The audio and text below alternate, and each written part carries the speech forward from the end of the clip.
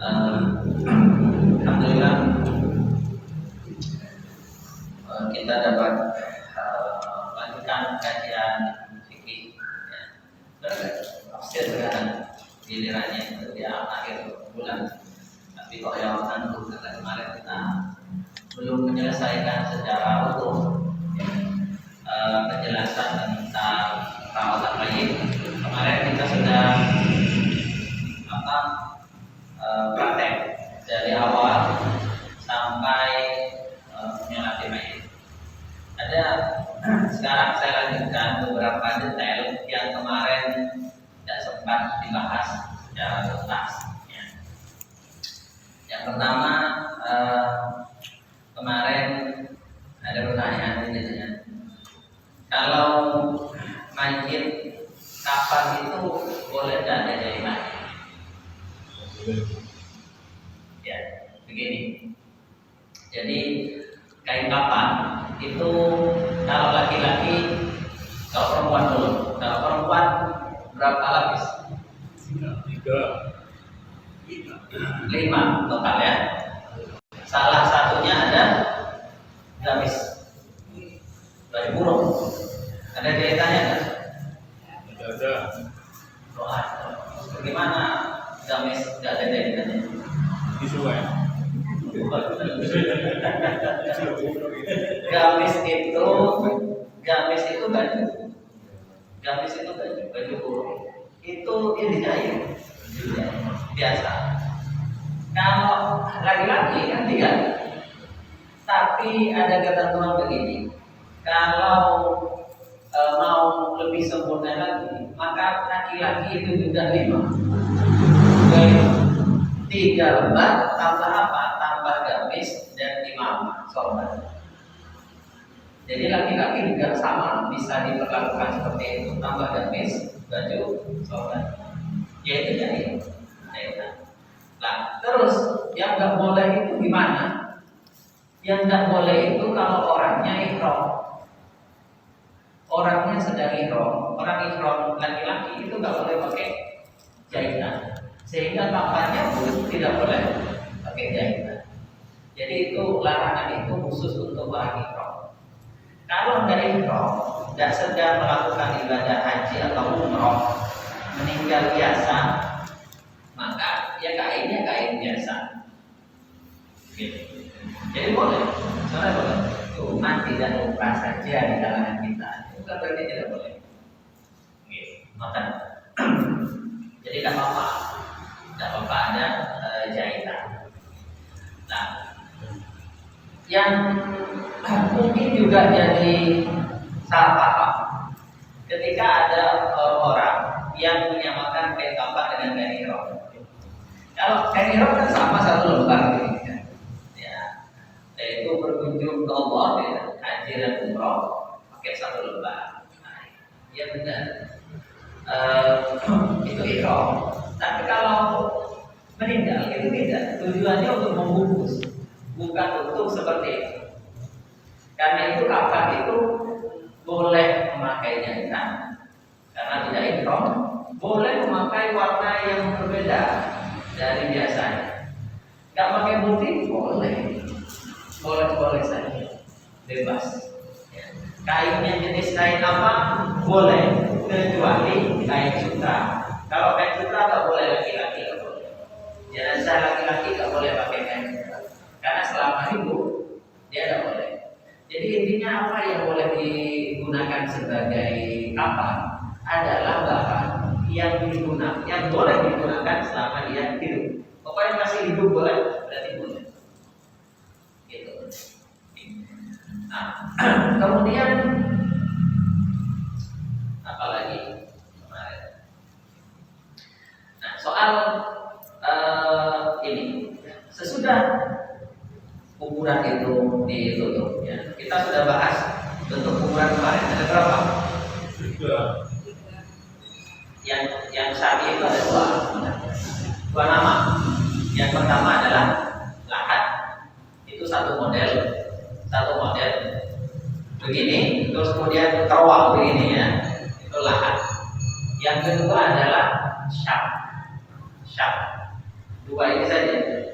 Kayak begini di tengah, kayak jalan air, taruh piring begini, mayitnya tutup. Ini syak. Ya. Atau syak bisa juga mayitnya taruh di atas, terus kemudian di belakang sama depannya dikasih tanah, batu bata yang mentah. Itu boleh. Sama juga syak itu namanya. Oke, kita sudah bahas itu. Nah sekarang kalau misalkan sudah selesai di itu tuh kuburan itu dibuat gundukan atau diratakan? Diratakan. Jadi digundukan itu, dibuat gundukan itu makruh. Yang sunnah adalah diratakan. Jadi istilahnya kalau dibuat gundukan itu yusanam istilahnya. Yusanam itu dibuat seperti punuk. Nah itu makruh. Yang sunnah rata justru rata, tidak digundukan begitu. Rata sisanya apa? Sisanya dibuang kemana?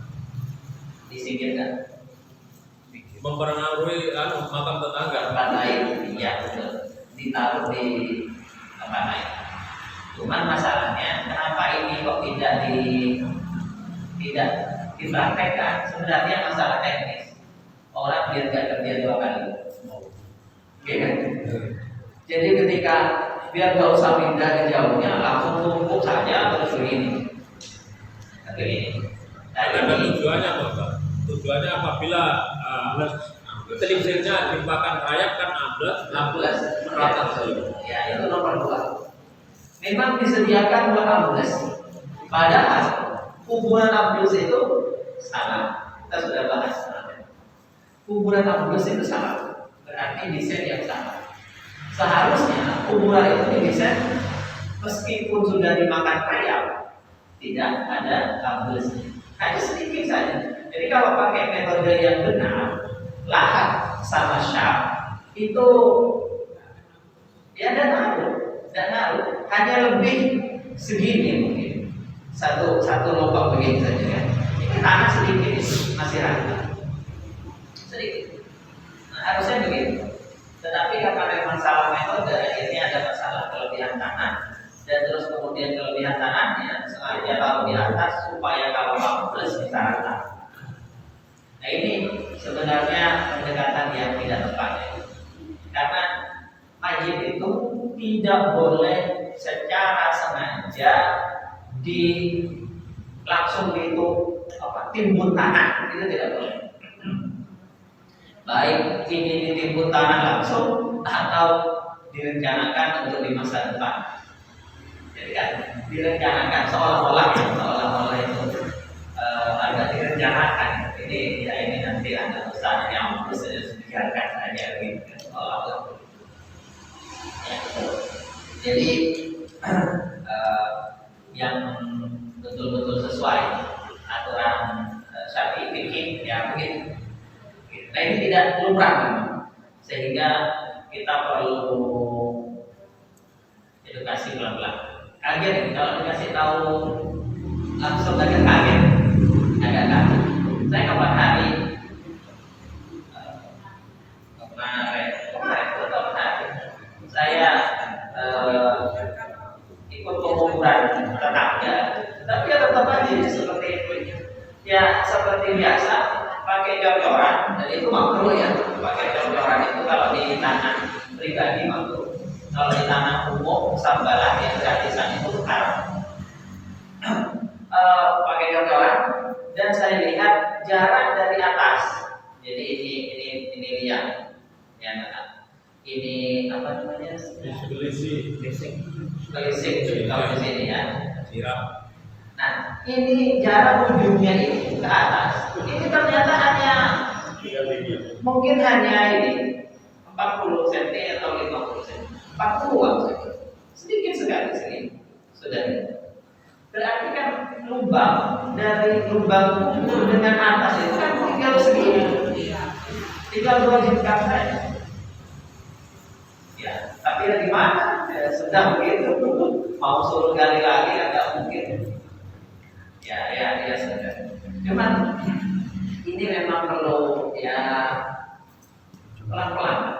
terutama bagian penggali kubur ini.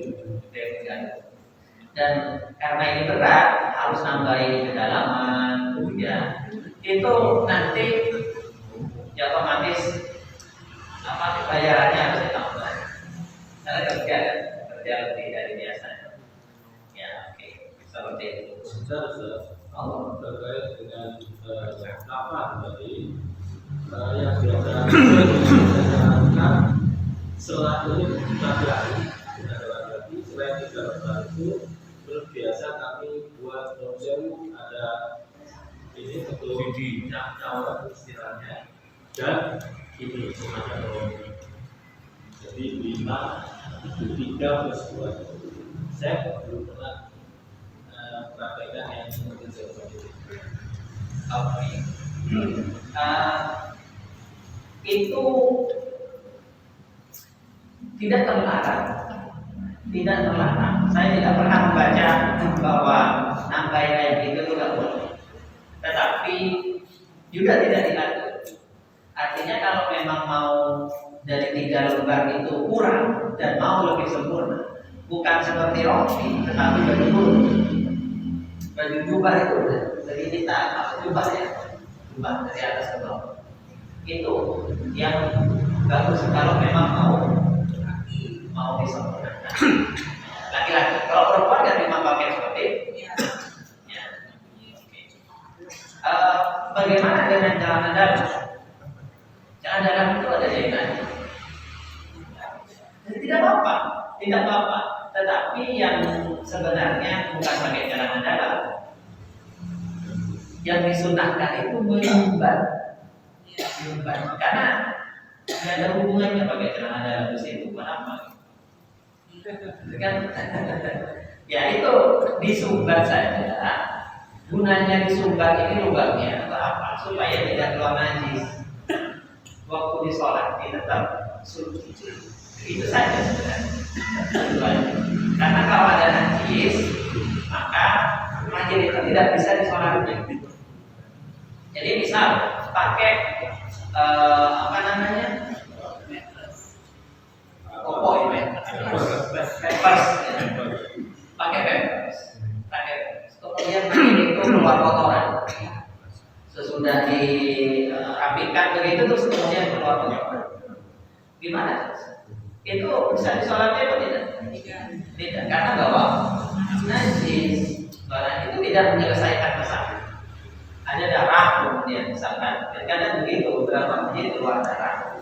Bagaimana sudah ada pampers? Oh iya, pampersnya itu menjaga supaya tidak keluar. Dari sisi itu benar, tetapi dari kepentingan sholat itu tidak bisa. Karena mayit dianggap membawa najis. Ya sama seperti orang yang sedang bawa najis kemudian sholat, itu kan tidak sah sholat. Ini yang sholat orang lain, tapi orang lain itu sholat untuk mayit. Sehingga mengharuskan mayit disucikan, mengharuskan mayit tidak boleh ada najis. Sampai-sampai kemarin saya jelaskan, saya ulangi lagi di sini. Kalau ada orang laki-laki kemudian belum sunat, sudah balik, belum sunat, menikah, itu tidak bisa disolati menurut pendapat yang standar dalam pendapat resmi, tidak bisa disolati. Kenapa? Karena dia bawa. Ya, kecuali bisa nggak sunat tapi bisa dibuka, baru. Ada yang misalkan, baru boleh. Tapi kan kayaknya nggak bisa. Jadi nggak bisa.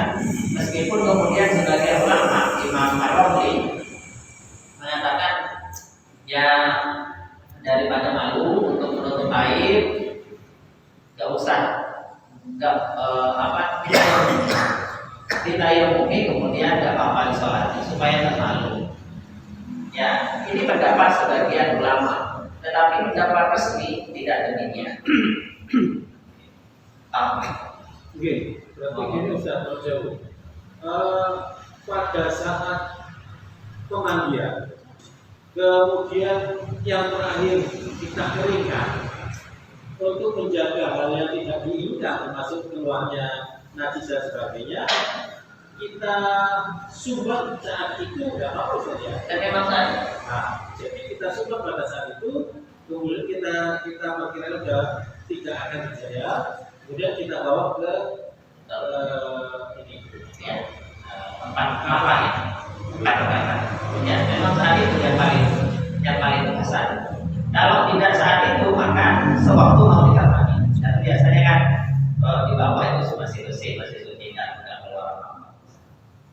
Biasanya keluar itu kalau ditinggal masih lama. Makanya nyucikan itu tahap terakhir. Nyucikan itu tahap terakhir kalau mayit sudah siap untuk disolati.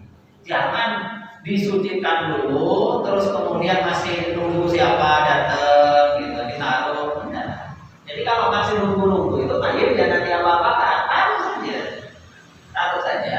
Itu memperlambat pembusukan. Karena kalau kena air itu mempercepat pembusukan. Jadi dibiarkan saja nunggu-nunggu ya apa adanya seperti itu. Yang penting posisi dirapikan, posisinya wajah ini dikondisikan supaya bagus. Ya, kemudian ya kalau ada kotor dibersihkan gitu saja, tidak perlu dimandikan. Nanti kalau sudah siap semua, sudah mau disolati, kira-kira kurang berapa menit, sudah kubur sudah siap atau hampir siap, maka bisa proses mandikan dan seterusnya. Dari itu ada jahitan. gitu.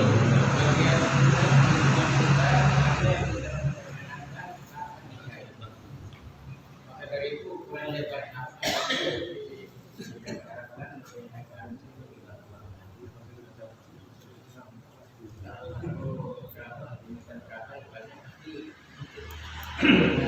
pertanyaan saya itu tentang jahitan. Pernah terjadi yang saya itu memang tidak kuat, itu kiainya minta supaya dibuatkan yang dibawa di jahitan, tapi sebagian kok gimana? Saya mencari pendapat di kitab-kitab yang menyalahkan kapan dijahit. Dan menurut saya mencari mana ya yang melarang kapan dijahit. Itu kalau saya tidak tahu kalau ada orang lain. Kalau saya tidak yang nemunya justru pakai jahitan. Turun temurun Bapak. Mulai zaman dulu memang nggak boleh dijahit, katang dia. Apabila warna besar makanya di beber 3. Kiri kanan terus yang satunya di tengah. Ya sama dengan ini. Kalau orang hamil maka shoppingnya tidak boleh duduk di pintu. Itu turun. Iya. Nah, itu nggak boleh pakai handuk begini. Nanti takut apa? Ya itu turun. Orang punya aja itu turun. Tapi nggak ada itu aturannya. Dan justru yang sempurna itu adalah pakai baju. Pakai baju itu jahitan pakai baju itu. Ini justru yang sempurna, yang paling sempurna. Jadi yang biasa 3 lembar itu standar. Terus berapa meter lebarnya? Bukan meter, ya, bukan pakai berapa meter lebarnya. Jadi kemarin saya jelaskan, kafan itu bentuknya kotak. Jadi panjang dan lebar itu sama. Berarti kenapa kok begini? Untuk menyesuaikan besarnya mayit. Mayitnya kecil, berarti panjang kecil, lebar otomatis kecil. Ini sempurna ini. Mayit di sini, ini dilipat begini. Ini sempurna. Kalau kotak. Jadi tidak perlu diangkat-angkat, digeser-geser begitu. Itu geser sedikit, itu panjang mayit. Betul-betul. Ya tapi selama mayitnya tidak panjang, sih boleh-boleh saja secara teori karena masih tertutup. Cuman yang sunnah, yang ideal itu bentuk kotak. Jadi menyesuaikan tinggi badan orangnya. Orang yang tinggi berarti besar. Nah, makanya lebih tinggi juga sampai. Begini, itu sempurna. Itu mayit goyang-goyang apa aman. Nah, itu yang disarankan. Jadi kain kamar kita ada cukup jahit saja. Kalau memang sudah cukup, kecuali mayatnya kecil, cukup itu, tidak perlu.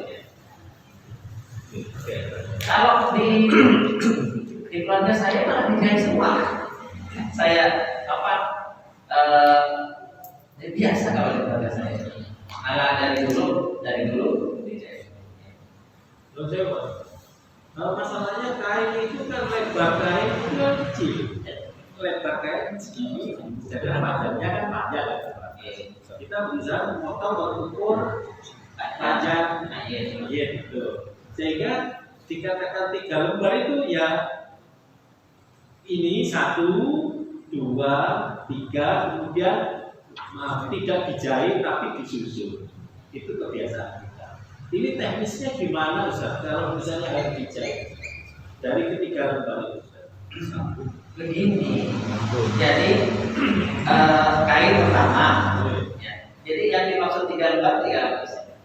Kain pertama, air di sini kan nggak cukup nih, supaya kotak, jahit di sini sebelah. Jadi dikotak, disambung 2, kemudian dilihat kotak sebenarnya nggak harus persis aman, nggak harus persis aman. Nah, pokoknya kotak begini. Nah ini 1 lembar, ini 1 lembar. Bikin 1 lagi seperti itu, bikin 1 lagi. Tapi boros sekali. Tapi nanti untuk main itu sangat aman. Kalau digeser-geser dulu di susun begini, kalau mainnya posturnya biasa-biasa aman. Tapi kalau gemuk bagaimana? Pastorannya gemuk banget. Itu bisa nggak cukup gitu. Karena geser sedikit langsung terbuka. Jadinya di kotak itu Pak ya. Di kotak. Jadi pergelangan samping kanan kiri itu Jahit. menyesuaikan dengan panjang yang Dijahitnya di situ. 1 lembar kita jahit meskipun taruh tambah ini jadikan 1 Itu masih 1 lembar. 1 lembar. Iya, berarti Ya. pokoknya rumusnya di kotak. Iya. Menyesuaikan dengan panjangnya. Dan Ini kan 1 dulu. Pasti tidak cukup kalau enggak. Maka untuk mengkotak itu harus sesuai dengan panjang. Kita potong itu menyesuaikan sampai kanan dan kiri. Dijahitnya itu di situ. Dijahitnya ya bisa 2 lembar jadi 1, bisa 1,5 lembar jadi 1, bisa tergantung itu. Tapi nggak harus pas persis betul ya. Ya, jadi kurang-kurang dikit tidak masalah. Itu sebenarnya penting itu nutupi sempurna. Jadi main itu betul-betul kanan kiri itu nutup benar. Kalau pekerjaan tukang jahit Pak. ya. Harus ada tukang jahit nanti. Kalau di daerah saya jahit tangan. Jadi waktu dimandikan laki-laki itu urusan laki-laki, ibu-ibu itu gunting, jahit-jahit itu selesai. Kalau pakai tangan saja, yang penting kan nempel dan lepas. Nah, itu selesai. Pas selesai dimandikan urusannya itu sudah selesai. Karena hanya lurus-lurus kan. Ya, pokoknya lepas ya. Ada lagi? Monggo. Bikin praktek ada Bapak. Kebiasaan orang di sini. Mohon maaf Bapak. Yang dimaksudkan gini, menurut saya Bapak. Jangan di sini. Dia kelihatan semua. Di sini. Ayo praktekkan di Jangan di sini. biasanya kalau Itu. ya sudah kita praktek Itu nggak biasa.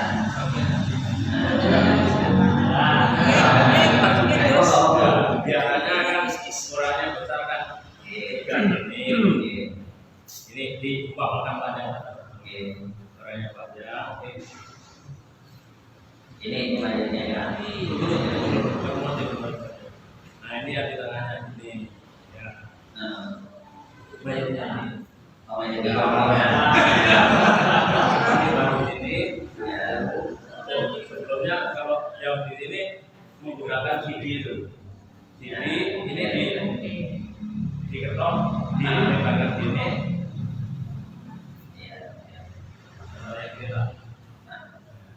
Ini melalui tengah sini. Ini dianggap CD-nya apa? CD-nya.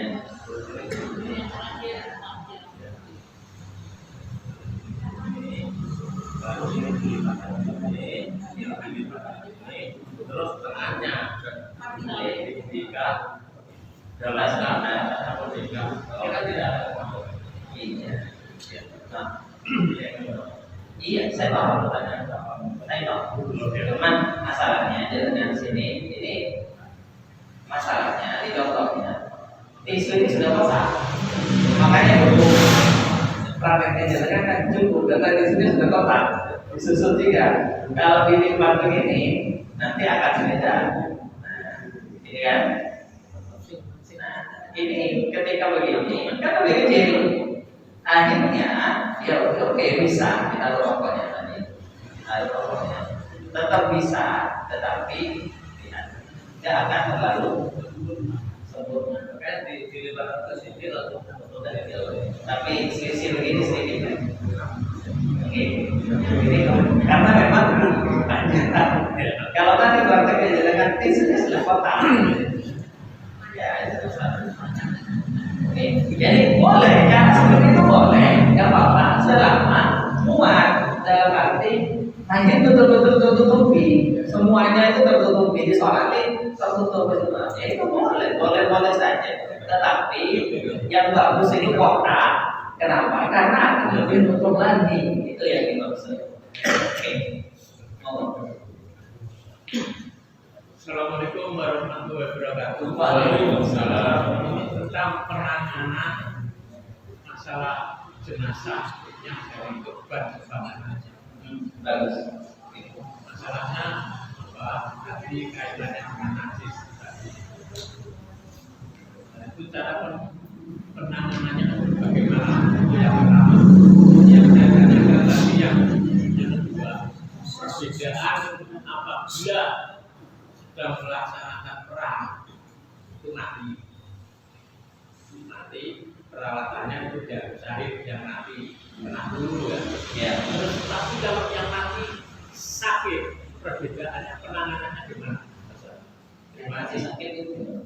Ya dalam situasi perang dia nggak pernah tahu ya meninggal tapi matinya sakit meninggalnya sakit. Sakitnya itu ada hubungannya dengan peperangan? Ada hubungannya. Maka itu saya juga. Iya. Jadi yang dimaksud mati saya itu mati di saat terjadi peperangan sebagai korban perang. Bukan hanya yang waktu pegang tembak maju dilakukan. Pokoknya semua korban perang di waktu itu yaitu saya. Termasuk ya sedang jaga di rumahnya, bukan di rumahnya di pos atau apa ya semua itu.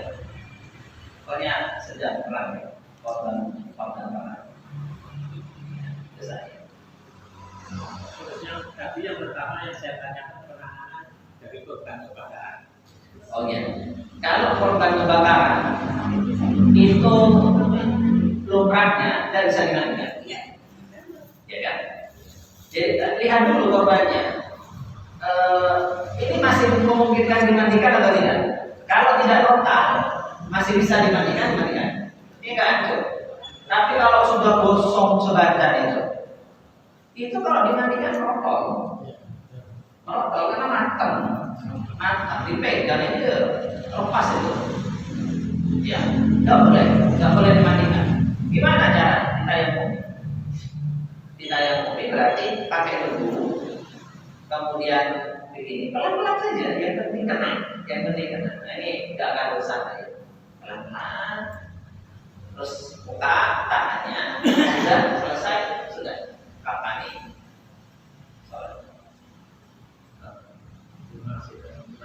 Ya. Oke. Kita bekerja menjadi suami anak. Tapi ya itu meninggal.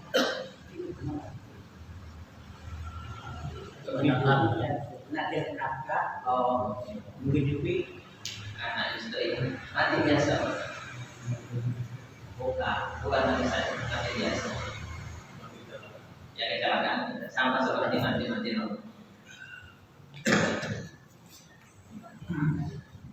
Ustaz, kalau misalnya waktu waktu jenazah belum dimandikan, kemudian pemakamannya besoknya gitu, apa boleh ditahlili sebelum dimandikan? Ditahlili sebelum Dimandikan. boleh sekali, boleh. Karena untuk ditahlili nggak harus Suci. suci. Tahlil itu hanya sekedar doa. Jadi doa itu hukum dan ada waktunya. Jadi orangnya bagaimana kalau orangnya masih hidup ditahlili? Itu nggak apa-apa sebenarnya. Secara teknis itu tidak apa-apa. Sama seperti kita misalkan kirim Yasin, hadiahnya pahalanya semoga juga disampaikan ke orang tua. Orang tua masih hidup, ini boleh. Jadi tidak harus mati bahkan orangnya, tidak harus keadaan suci apa, tidak harus. Ini hanya sekedar doa. Ini tahlil itu bagian doa murni, bebas, tidak ada waktu. Makanya juga tahlil itu tidak ada jamnya, tidak ada harinya. Oh, harinya harus 1 sampai 7 misalkan. Tidak ada sama. Mau 1 hari saja boleh, mau tidak juga boleh. Mau 8, 10 sebulan itu tetap apa? Terserah. Karena itu doa. Tidak ada batasan waktu. Nah ini, itu ya. Terus, yang saya lihat di mana-mana biasaan kalau sudah mayat ketika mau ditutup atau ditimbun dengan tanah sebelum pasang papan itu kan diazan. Kemudian apakah itu harus? Kalau itu memang harus, apakah harus dikomati? Demikian. Assalamualaikum. Oke. Adzan saat penguburan mayit itu tidak disunahkan. Tidak disunahkan. Gimana? Sama seperti zikir biasa.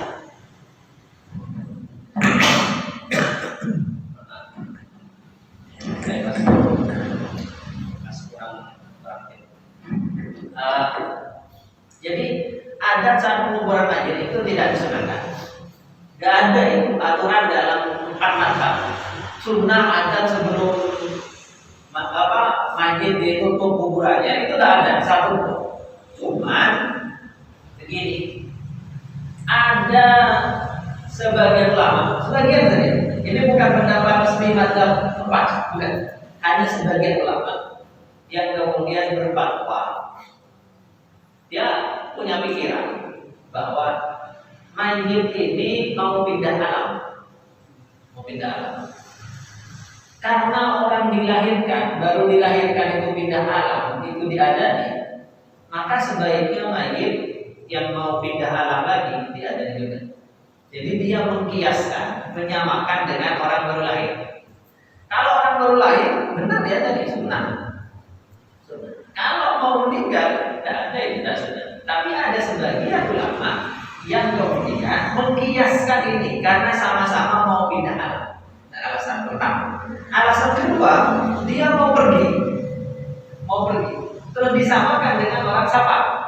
Orang safar itu safar jauh, itu dia ada nih, ada sama mau haji itu kan dia tadi kan kemarin, ya hajian. Jadi disamakan dengan itu. Tetapi ini bukan tidak dipakai secara resmi sebagai pendapat mazhab manapun dan dipakai. Hanya memang ada sebagian ulama yang berpendapat begitu. Lemah, dasarnya lemah. Karena beda kasus. Ya. Adat itu bedanya di mana? Adat itu tidak bisa kita modifikasi ke tempat tertentu. Karena adat itu sudah ada tempatnya masing-masing. Adat itu saat mau sholat, adat itu saat sewaktu, atau adat itu saat ada mau safar, saat ada angin ribut atau badai gitu. Ada memang dalilnya memang ada. Tapi kalau ini memang tidak ada, murni kias. Nah, kebanyakan ulama ada sepakat dengan kias. Ya. Nah, cuman begini, ya biar jenengan paham. Kiai-kiai Nusantara dari dulu itu punya kebiasaan begini. Ini modelnya dipakai dalam berbagai kasus. Kebiasaan kiai-kiai dulu guru-guru kita itu begini. Kalau ada suatu perbuatan itu tidak haram, tidak melanggar syariat, dan ada ulama yang menyunahkannya, meskipun doib, landasan pasti dipakai. Ini sudah polanya guru-guru kita. Pokoknya ada ulama yang menyunahkannya, yang lain tidak menyunahkan. Maka yang lain tidak menyunahkan ini dia berikan ikut satu yang menyunahkan, meskipun ini sarannya sebenarnya lemah secara dalil. Ini dipakai. Kenapa? Supaya lebih sempurna perlakuannya terhadap lain. Itu masalah. Supaya lebih sempurna saja. Jadi yang disarankan. Tapi kalau secara dalil tidak disunahkan. Ya tapi sudah jadi kebiasaan kalau keadaan malah dirasani. Nah dirasani, ya tidak apa-apa lah, tidak apa-apa kalau mau ada niatnya begitu biar tidak dirasani orang. Itu dapat pahala, dapat pahala. Jadi melakukan sesuatu yang sebenarnya tidak perlu, tapi supaya orang nggak ngerasani gitu saja, itu dapat pahala. Karena anggap nggak mau jadi ribut, ya begitu. Sama seperti ini. Hukum relevan. Tahlilan itu hukumnya apa? Disunahkan apa tidak? Tahlilan itu tidak disunahkan. Itu murni tradisi. Jadi di masa awal-awal Islam tidak dikenal, belum ada tradisi. Tradisi itu ada masa-masa kemudian. Kalau di luar negeri biasanya 7 hari. 7 hari saja. Bacaannya bisa beda-beda, tapi 7 hari itu memang disedekahi mayatnya, memang dibakar, barangnya memang 7 hari. Di Indonesia enggak, ada 40, 100, ada 1000. Ada haul juga, tahun. Ya, itu tradisi Indonesia. Itu kan. Jangan cari di kitab, tidak ada. Ada di kitabnya ulama Indonesia yang mengglobal, internasional. Kitabnya Senarawi Banten ada disebut tahlilan di situ. Cuma disebut di situ catatannya bahwa minal awal itu adalah tradisi. Hanya tradisi. Tradisi itu artinya ya kebiasaan, bukan sesuatu yang dari keyakinan. Haram apa tidak? Tidak haram. Kalau haramnya tidak.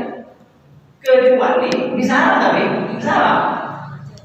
Apabila ini yang haram ya, tahlilan bisa haram. Apabila pertama ini dianggap sebagai aturan syariat yang kalau tidak dilakukan maka orangnya tercela, itu haram. Gak boleh. Ada orang gak tahlilan rasani, yang rasani itu dosa. Gak boleh. Ya, karena itu bukan itu sekedar ada di sini. Kemudian yang kedua yang bikin haram. Kalau uang tahlilan itu diambil dari tirkah atau uang warisan tinggal mayat, sedangkan ahli warisnya masih ada yang masih kecil. Oke, jadi misal ada orang punya anak gede masih kecil satu, kemudian harta warisannya dipakai buat biaya tahlilan, itu tidak boleh. Karena masih ada anak kecil. Anak kecil itu persetujuannya tidak dianggap. Tidak boleh. Kalau ditanggung yang besar semua, ditanggung pribadi, tidak pakai harta waris, boleh. Boleh, karena ada masalah. Apalagi kalau ditanggung tetangga. Tetangganya yang masih macam-macam. Ini untuk tahlilan, nasi minyak, gula, beras, segala macam. Ya kan tidak repoti jadinya, malah ada masalah. Tidak masalah.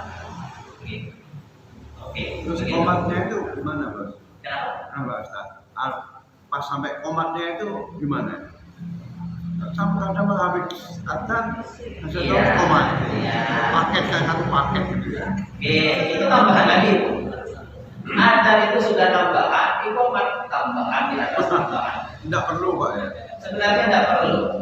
Tapi sekarang kalau dulu, seingat saya masih kecil, cukup adzan ada komatnya. Sekarang sudah banyak adzan masih komat. Ya mungkin zaman besok-besok terus wiritan setelah sholat. Yang serius nih. Enggak Iya, tapi itu tidak apa Berlebihan, kesannya berlebihan. Oke, begitu. Masih ada waktu? Sudah ada. Berapa menit lagi? Ada lagi? Cukup. Kan terakhir kembali ke ada istiadat tadi. Ada beberapa orang yang menganggap tahlilan ini sebagai syariat, sehingga kalau enggak dosa. Anggapan ini adalah anggapan terlarang.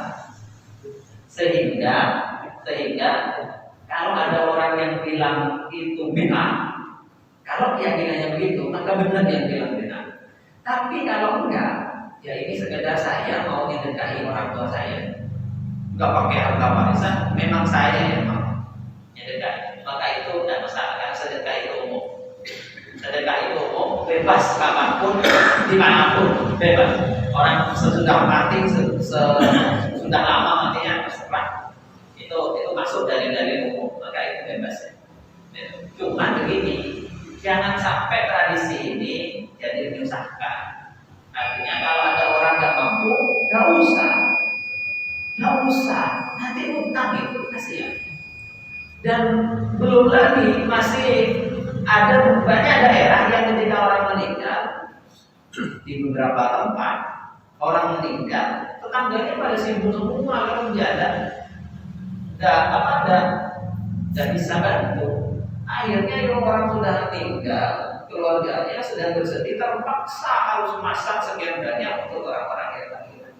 Itu menyusahkan, nggak boleh. Ada beberapa daerah yang memodifikasi sebenarnya. Jadi ini bagus saja, bagus. Tahlilan itu kesepakatan bersama, tahlilan di masjid.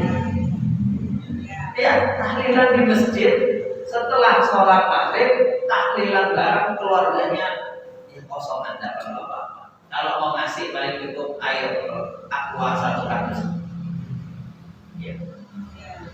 Nah, ini modifikasi yang bagus. Modifikasi yang bagus. Terus ada lagi yang modifikasi lain lagi. Bikin kesepakatan semua, kumpul tokoh-tokohnya yang sepuh-sepuh, kumpul bikin kesepakatan. Kalau tahlilan jangan dikasih makan. Ini tahlilan tetap di rumahnya, tapi tidak usah dikasih makan, tidak usah berkat.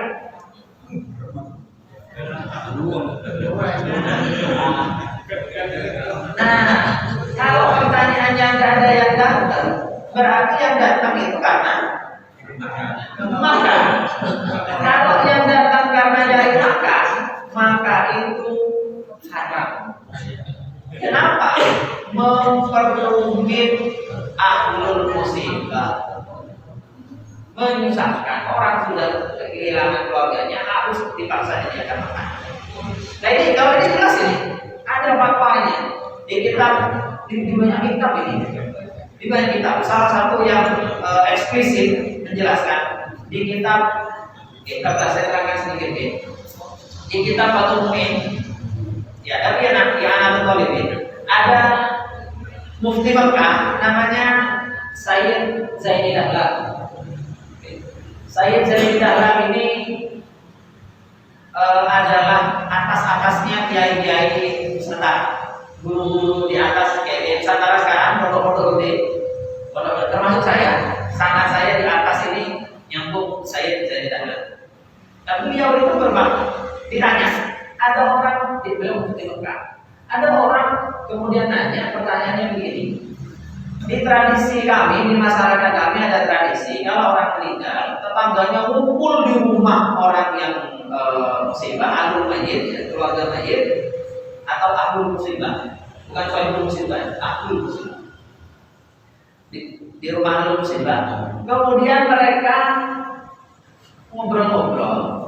Kemudian mereka tidak mau pulang sebelum dapat makanan. Di pertanyaannya, tidak mau pulang sebelum dapat suguhan makanan, sehingga yang punya rumah itu malu, sehingga dia terpaksa masak untuk mereka. ngasih suguhan. Bagaimana hukum tradisi ini? Dijawab dengan tegas, itu adalah bid'ah mungkar. Bid'ah yang mungkar, bid'ah yang haram. Harus dihentikan karena membuat orang yang kemusibahan makin ruwet. Sudah ruwet kehilangan keluarganya, masih ruwet harus ngasih makanan orang. Ya itu kalau nggak dikasih makan, maka nggak pulang atau pulang tapi rasa-rasa. Jadi cari makan. Nah itu yang tidak boleh. Jadi kalau memang mau tahlilan itu, maka tahlilan yang benar bukan karena makan. Bukan. Karena itu kalau takziah hari pertama jangan lama-lama. Kalau lama-lama keluarganya tidak enak, akan masih makan, siapkan ini itu. Hari pertama itu pas sibuk-sibuknya, pikiran sedang ruwet-ruwetnya, kehilangan, kok masih ngurus makanan? Jadi jangan. Ya sekedar datang untuk kasih support supaya sabar. Ini nanti diganti oleh Allah dan seterusnya. Jadi takziah itu apa? Inti takziah itu adalah support, kasih sabar, mendoakan, dan kasih pengertian bahwa semua musibah itu akan ada pahalanya. Itu aja. Setelah itu pulang. Begitu. Jadi jangan sampai tuan rumah repot. Kalau tetangganya yang mau bantu bagus tetangganya tapi kalau di wilayah yang tetangganya tidak seperti itu, di kota-kota, kalau masih di desa masih sekarang masih orang desa itu kalau ada yang meninggal, satu desa itu punya hajat semua. Ibu-ibunya itu bangun semua dan ini jadi. Nah, kalau di kota sibuk, tetangga-tetangganya maaf saya sibuk, saya dagangan, saya apa. Maunya cuma datang tahlilan saja. Itu sudah datang tahlilan sudah bagus. Nah, yang kayak gini maksa. Mending gak usah. Doakan sendiri saja. Gak apa-apa, sama. Ya, jadi kadang maunya itu bikin pahala itu sedekah, tapi terpaksa nyusah. Bahkan sampai ada yang utang-utang. Wah itu kasihan, itu musibah 2 kali. Nah, tugas kita apa? Tugas kita adalah ngasih edukasi pelan-pelan. Ya kalau memang mau tetap taruh masjid atau bikin kesepakatan, nggak usah makan. Jadi yang mau datang gimana? Kalau yang sedikit yang mau datang tidak apa-apa. Yang sedikit itu adalah yang memang mau mendoakan, tidak apa-apa.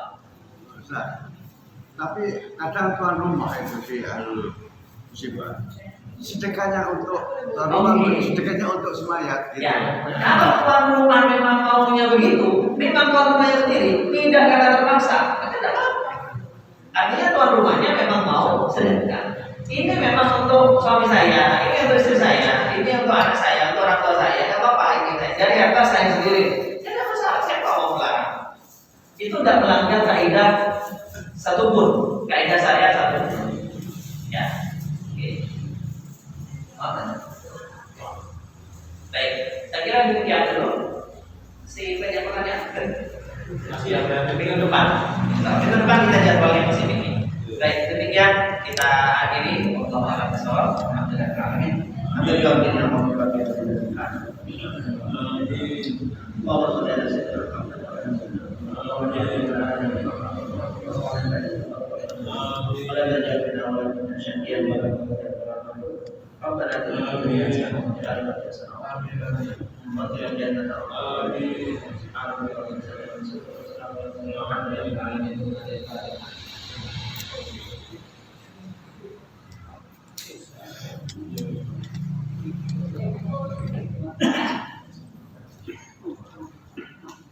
Allahu Akbar, Allahu Akbar. Asyhadu an la ilaha illallah. Asyhadu anna Muhammadan rasulullah. Hayya 'alas shalah.